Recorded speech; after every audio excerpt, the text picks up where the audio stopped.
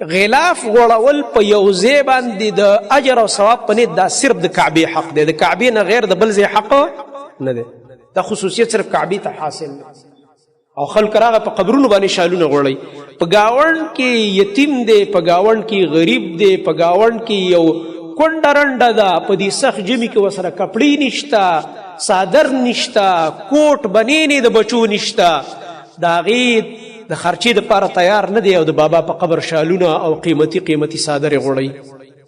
دا نه قبلیږي. د الله رب العالمین په نس دا ګپ شپ الله سره نه لګي. الله فرمایي دا نه قبل، دا بلا څه قبول شي؟ دا خو وړې خبرې. تاسې ما مثال کې ذکر کړئ، زموږ خلک خو ګپونه لګوي. الله رب العالمین د کعبې خدمت نه دی قبول کړی د مشرک نه، چې کله د الله نه غیر بل چا نه مددونه غوښتل، یا فلاني راورسېږو یا فلاني راورسېږو.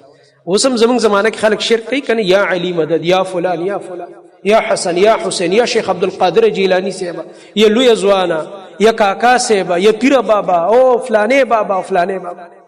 دا عقیده چې د چا وده د یو عمل الله نه قبله، چې په کعبه کې موکي، د حرم په خوا کې د شپې په تهجد ولاړي، د حجر اسود په خوا کې، امې الله نه قبله.